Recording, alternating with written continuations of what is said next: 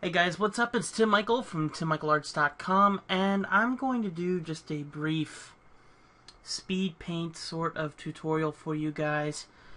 Just going to color this up really fast. I have no idea what I'm getting myself into. I haven't done a tutorial in a while, and I drew this guy up on pencil and paper, inked him on I believe it's Bristol Strathmore 200 series Illustrator's paper using Pentel, the Pentel Stylo. I believe that's what it's called, Pentel Stylo. And then I also used microns from Pigma microns. So I am really excited about this, honestly, because this is a style I've been wanting to get into, and I'm kind of surprised and very pleased that it's actually worked out in my favor. So let's not lose track of time here. I'm just going to go ahead and start coloring. And first things first, as always, I'm going to go ahead and you know what? I'm just going to do something more simple than I was thinking I was going to do. Let's just go ahead and grab a brush, hard round pressure and opacity. And what this is going to do is it's going to, actually I'm going to change this. We're just going to go, yeah, this is the one I'm looking for. I want to have a hard edge, and I want to keep that hard edge. And I'm also going to drop my opacity a little bit as I do this too. Well, I mean, sorry to confuse you guys. I'm going to go ahead and start with just a hard brush. What am I thinking of? Base tone here. It's getting a little late, so I apologize for my jumpiness. I'm not going to apply masks in this one. I'm going to just keep it really brief and fast. I just really want you guys to get a nice tutorial here where you're learning something and getting to see someone draw, and you know, if I'm talking, maybe I can tell you a little bit about what I'm doing. I'm just at this point in time just putting in the base tones, and the nice thing is because I've already drawn this out with all the black fills and the little gradient cross hatching that kind of gives it that look that it has now. It really does help when it comes down to the final tone, because it looks like the colors have already built themselves a bit of a shape, you know, like they're not just flat, they have a 3D form, and that's because of the cross-hatching that I did to get to this point. I admit I've been very scared of cross-hatching in the past and still am, but and I'm also very scared of where to apply black fills and when I'm going to run out of, you know, when I'm going to go too far, and next thing you know, black fills, you know, doesn't look right. So this was a new attempt for me that I'm very kind of pleased turned out the way it did, and I wanted to share it with you guys and give you that. Alright, so now that I have this, I'm going to go ahead and start dropping down my opacities to my opacity and my flow basically down to maybe roughly about 40%. And I have a darker brush. I think I'm going to go even darker yet, just because I'm dropping these down like this. And then in my shadow areas, I'm going to go ahead and just start layering in this brush in these areas here, so I can start darkening in some of these shaded areas. Okay. I was very excited about this piece. I was working on it a little bit earlier, and I was just really enjoying it. Nice, the style that I've always enjoyed, the Humberto Ramos style, the Marvel style, the DC style involved in this. I was really kind of pleased with the progress of it, and not using a comic style for, you know, what am I thinking of? I'm not using the comic style for the color so much, you know, by like actually doing what they call select and gradient, you know, where you're doing a selection and then you're applying a gradient. I'm kind of creating that here with my brush. So I'm going to just keep going along here. I'm just trying to think about where the light's going to hit these certain parts of the body, and just going to apply this nice deep tone to a lot of these areas. And the nice thing that helps me is that the black areas are going to be the deepest area of shadow, so I can probably get away with applying a lot of deep shadows to these areas anyway, because it's not my deepest shadow, the black is. So I can fill this in and really just work on the overall shape of the structures of the body, you know, the abdominals here, the arms, the legs, just all those little details. I can go as black as I want, you know, in this shading, because my blackest black is the deepest tone I will ever work with in this piece. Where other times, you know, I might figure that this is the deepest I'm going to go, this color that I'm using here, and it kind of stifles my creative flow. And so, creative flow, that sounds a little odd. But it you know, it makes me think, okay, I shouldn't go too much darker than this because I don't want to mess this up. But if I obviously have a pure black as my darkest, I obviously have quite a palette that I can work with here to kind of shape out a lot of the muscles and detail things, you know. And if I'm going too dark, all I need to do is just go back over it with another brush and lighten things up, you know. Something else I'm doing that you guys might like is I'm also using something called a speed pad. If you want to, you can look up the G13 from Logitech, and what it is it's a speed pad for gamers. Now, I admit I'm not a gamer. I play an occasional game here and there, but definitely not a gamer to the extent that I feel like I need a pad that's going to speed up my hand technique. But here's the cool thing about this speed pad. It's got over 24 buttons and 4 profile setups and a whole bunch of other stuff. And the thing that I love about that is that you can actually set up all of your layers, all of your what they call macros in gaming. But you can set up all of your presets and everything onto this pad, so you don't have to hit like Control-Alt-Z, and you don't have to hit all these other buttons. All you need to do is just you know, you hit one button on this pad, and you've done what it might take 2 buttons or 3 buttons to do.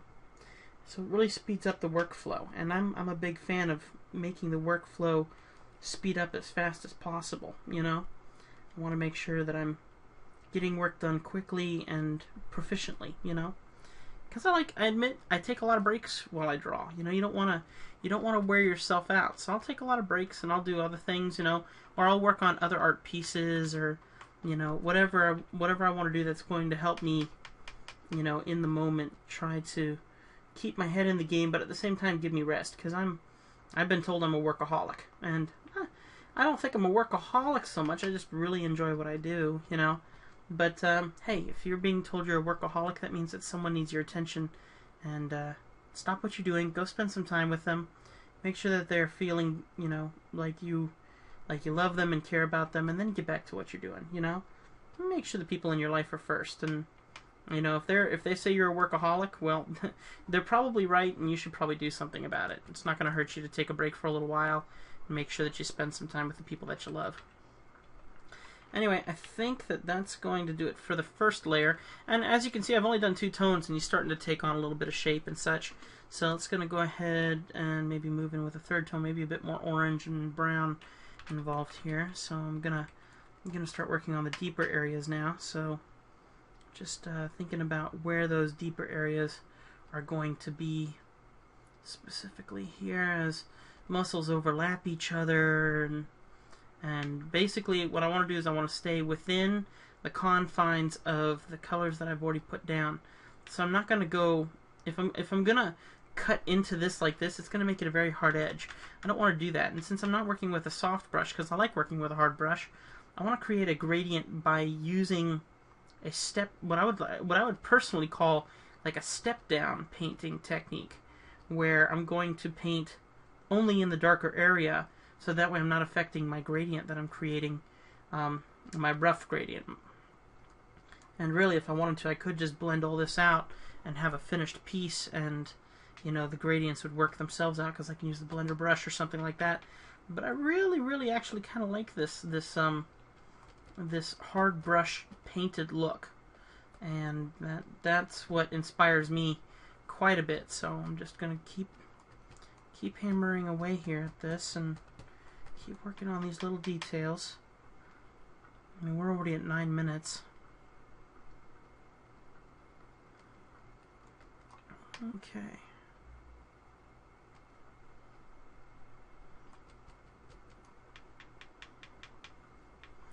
Gonna shape the bottom of the chest here, where it will kind of go under itself and make the connection to the body, you know. I want to keep it nice and bold on the bottom so it looks like it's really rounded. What might help you is to actually draw the converse and convex lines that kind of help you understand the shape of each individual muscle, and then just draw over that. And when you're painting, just remember those lines that you've created. That way you have a better understanding of, you know, what you're trying to capture. You know, the shapes that you're trying to capture. You're not just shading here. You're trying to capture a 3D form with your paint. You're trying to make something pop off the page with your paint. And so how do you go about making a muscle look 3D? How many passes do you need to make over this single, you know, shoulder, this single, you know, muscle that's going to make this whole thing just pop? So that's what I'm up to here now. I'm just kind of feeling my way around each muscle. This is a bit too much. So I'm just going to grab a color within the color, and then I'm going to just go back and keep going. So when I make a mistake, I'll grab like the slight partial color and I'll kind of fill it in. And then I'll go back over and I'll be grabbing my tones from my different areas of the body. That way I keep everything kind of the same. And here we go. Just going to darken up these lower fingers. And I'm not done yet. I'm going to do a couple more layers of this. I mean, we're already at 11 minutes, so I don't want to go too much longer here. But I didn't think you guys would mind a longer tutorial, once again, because I haven't done the tutorials very often except for the ones that are on my website. If you're interested in advanced tutorials, you can check them out on my website at timmichaelarts.com. Those tutorials, the latest one up right now in this moment in time, is my my how to draw lips and 3D lips, and so you can go check that out and see how I paint 3D lips from scratch, and how I make them look realistic, and how I would maybe color them, and what you need to understand about how to shape a lip so it looks rounded, and what gives it the tone and style that it needs to, you know, to look like a lip popping out of the face, and how do you make voluptuous lips? How do you make those beautiful pursed lips? You know, how do you do that? So that's on my website at Tim Michael Arts. If you guys are interested in that, you can check that out.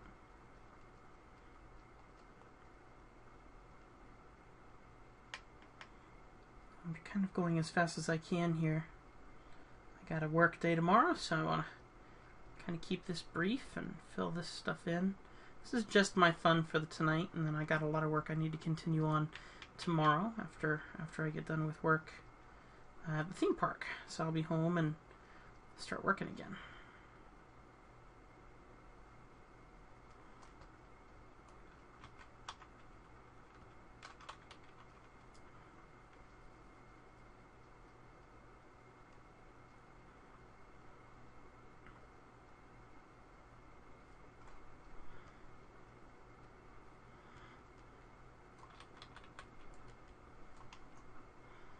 Clean up my upper lip here. There we go. Let's grab some white from the outside canvas.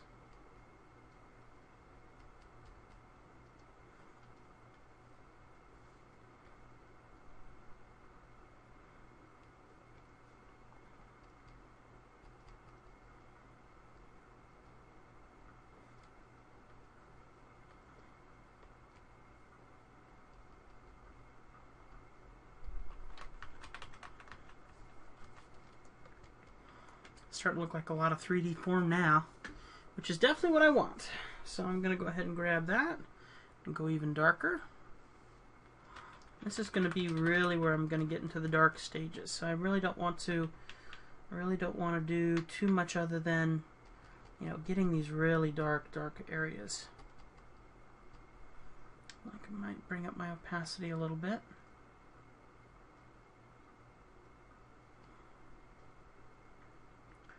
Probably just a bit too much.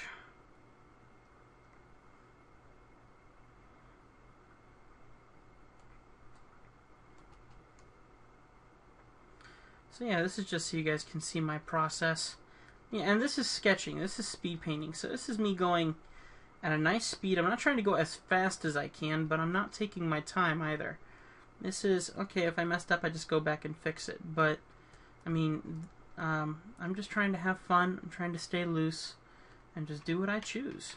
It's my drawing, my style.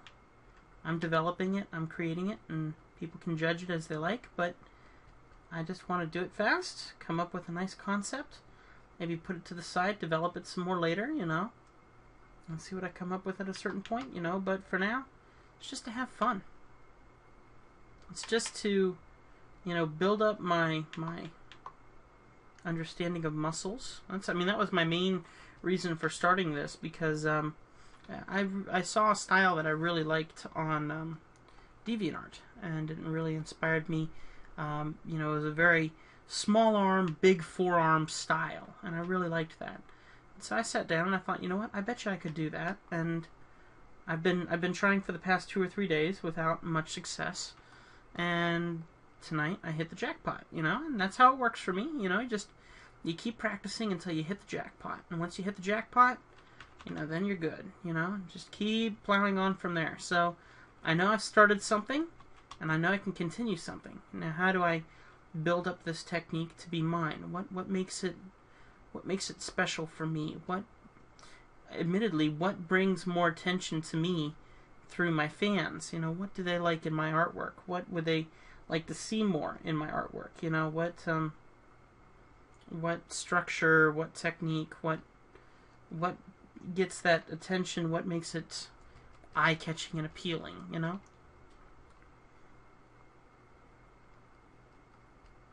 This is a personal piece of mine. So, I mean, I drew some things on here that I probably would not have drawn had I known that that I was going to be putting it up on YouTube or DeviantArt or whatever. But I really just want to capture this and share it with you, because it's one of my favorite inks that I've done personally.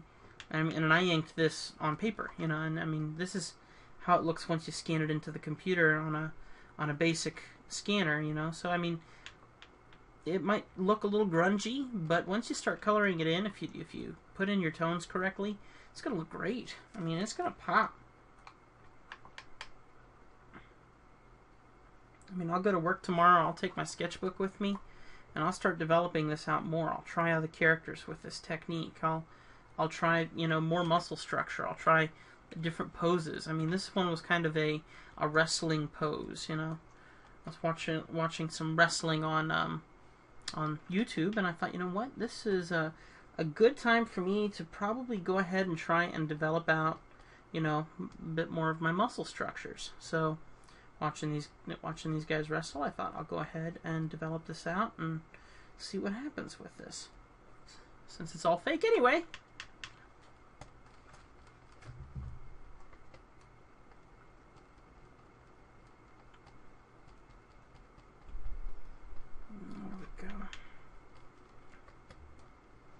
Like I said, just keeping this brief. I mean, I'm driving away at this because this is all I need for a concept. I don't need to take this any further than this, you know. And if I'm inspired to take it further, like maybe I'll take my sketchbook with me tomorrow and sit down and try and look at people around me and see if I can develop my caricature style a little bit more into this, or you know, how well can I draw people's body, you know, because I'm a very muscular artist. You know, I'll draw lots of muscle styles. You know, I'll get lots of big biceps, big forearms. I love drawing the human anatomy in a masculine, large-scale form, and so much so that I want to make sure that, you know, I capture, you know, I can capture all that smoothly. So that's my main thing. Why I take a sketchbook with me. I like drawing in public. I mean, it can be a little awkward, but at the same time, you can really learn a lot by drawing the people around you, you know. Everyone's sitting in a natural position. You're not trying to force a position. When a person's sitting in front of you, they're not posing for you. They're reading their newspaper, they're on their laptop or whatever, and you know, you just take a quick glimpse and you start working on your gesture drawings. Okay, how quickly can I draw this person until they move on me, you know? And, you know, there's nothing wrong with that. You are practicing, and people are in your area, And, you know, it should actually be a compliment to them if you decide to draw them, because you're an artist and you find them interesting. You find them, you find their life appealing, you know, and you find the way that they hold themselves appealing, you know. I mean, you wouldn't draw them if that weren't the case. So, I mean, I would not suggest walking up to anybody and saying, "Hey, I drew you," you know, because they might feel an invasion of privacy. But the fact is, you're in a public place, and what you do around other people and what other people do around you, well, I mean, that's up to you. So, let me go ahead and zoom in here.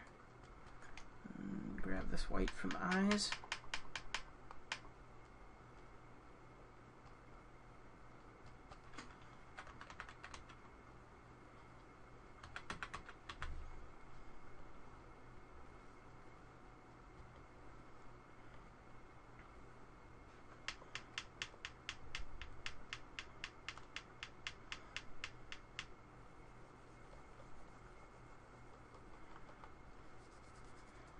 Getting close to the end here. I mean, like I said, I'm just keeping it simple. I'm not needing to clean up too much. I mean, this is just for my own personal fun. So I don't have to, you know, clean up the background or clean up the foreground, or, you know, if I don't want to, I don't have to clean up the bleed from the paint going off on the canvas where I don't want it to. I mean, this is for me. This is for me to remember when I need that idea for, or concept for something in the future. It doesn't require anybody else's visual on it. No one else needs to nitpick this, because this is concept. This is how us artists work. You know, we start with a design and we work off of that until we get something that we appreciate. And that's what all of us artists do. I mean, that's all it is. So you just develop it out until you get what you're looking for. Let's go ahead and jump down to the shoe here. And since I don't have any more white on my canvas, I'll have to go and get it from my color picker. But as much as possible, I actually like just to pull from the canvas. It makes it quick, it makes it easy. And all that clicking that you're hearing right now is me, you know, making my brush bigger or smaller. I even have the hardness set. So right now you see I'm in a hard mode. And maybe in a second, maybe I'll try something a little bit more soft. So maybe if I like this and I want to shade it, I'll grab some of the gray over here. Maybe I'll soften my brush, and you can see it looks nice and soft now. And I can apply some shadows along here and all that.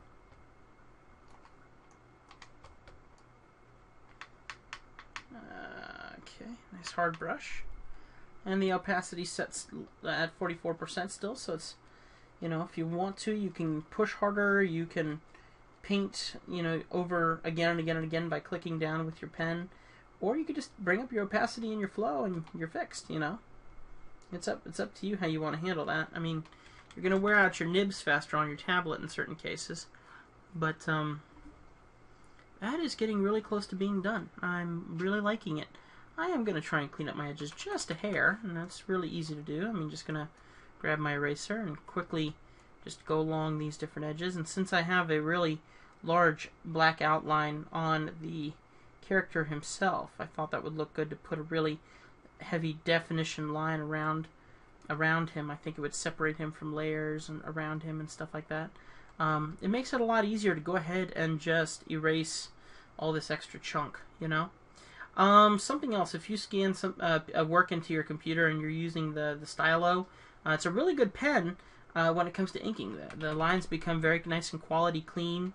But your main problem that you're going to have, as you can see here, there's a lot of little extra marks here. So you'll want to go through your canvas and just kind of clean those up a little bit. But I really like the stylo. I'm going to actually buy the actual pen refill kit. I just bought a cheap $3 stylo just to see about how much I liked it, and I'm really feeling it. So I'm going to go ahead and go back and say, okay, you know what? I'm going to buy the whole kit, which really isn't much of a kit. It's like $15. And it comes with, it has the pen, and it might have like one refill. And if it doesn't have a refill, I mean, it's made so you can refill it. So that's nice, because I still haven't quite figured out how much ink this thing really holds, but it's cheaper to buy the refills and, you know, just have the pen and replace the refills every now and then. So Just finishing this up, and then I also want to kind of add a little bit more on the highlights, just to kind of make it pop a little bit. Okay, so I think that's going to cut it for that side, and we're just going to go through the pants here, and just quickly work around the outside here. Now we set the skin block there, I'm just going to leave that there.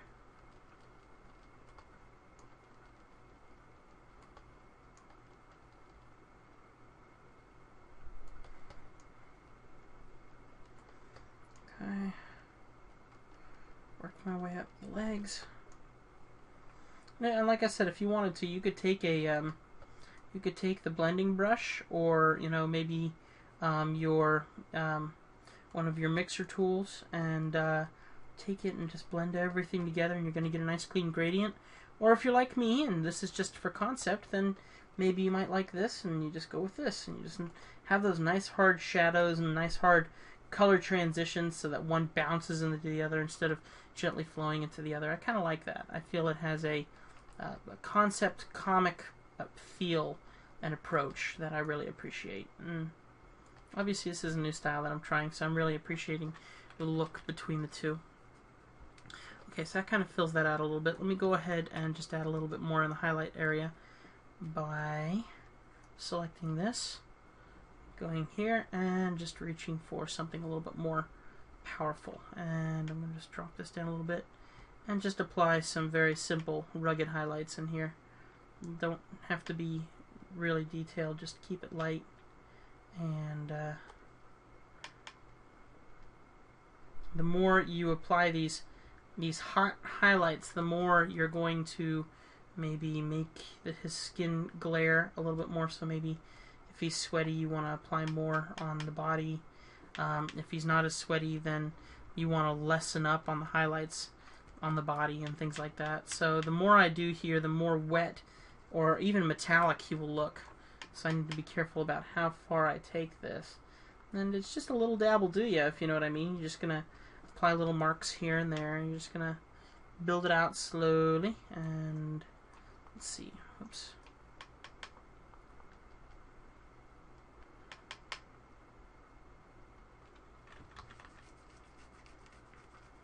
Alright guys, I think that's going to do it. I hope that you enjoyed it. I know it was quick, and I know that it's kind of simple looking, but I'm really pleased with the drawing itself. And I thought it might be kind of cool just to come in here and just do a very quick sketch of this and let you guys see my quick process of doing this. If you want another trick, you can just go to Filter, Blur, Gaussian Blur, and you'll see that as you bring up this Gaussian Blur, look at what it does to the skin. Everything suddenly becomes very... it removes all that hard edge that I painted in there, and you can literally blur it into a gradient if that's something you wanted to do. I wouldn't suggest that so much. Your other option in Photoshop CS5, you grab your mixer brush tool, which is right here, and then you can go in here and say, okay, I want to go ahead and take these colors and blend them into each other. And if you do it right and you practice with the brush a little bit, you'll get this nice looking 3D glow. And that's just because you're working on your highlights to your lowlights. You want to kind of dig one into the next one and just kind of shape it out slowly, and you'll see it really gives it a really cool shape. Now I'm going to leave mine just the way it was, because hey, who knows, maybe it'll make a good tutorial later. If you guys are interested in seeing this in a smoother form, let me know, and I'll go ahead and use the mixer brush on this, and we'll make it look like a cleaner piece. If you want to see more, hit the like button, subscribe to my channel, Tim Michael Arts. If you would like to have your artwork critiqued, you need to go to Tim Michael Arts 2 to watch my other critiques, and then also go to masterworks.com. That's master and then WORKX.com. You need to register there. We'll get you signed in, and there's a forum there, and you can upload your artwork to Tim Michael Critiques, and there I will critique it. Now I will warn you, there is a bit of a line of people waiting to have their artwork critiqued, so please be patient with me, and when I can get to it, I will get to it, okay? Thank you very much, and everyone, thank you for all of your help. We're about to hit 1,300 people here on YouTube on this day. I mean, obviously this video is going to stay up forever, but we're like 2 or 3 people away from 1,300 subscribers. So thank you very much. God bless you all. I love you all, and I'll see you on the next YouTube video, okay? Like I said, hit the like button, and leave comments below. Make sure to keep them clean, and keep them nice and sweet. I like sweet. Sweet? Maybe not sweet. Keep them cool. Yeah. Okay, I'm leaving now. God bless you guys. I'll see you later.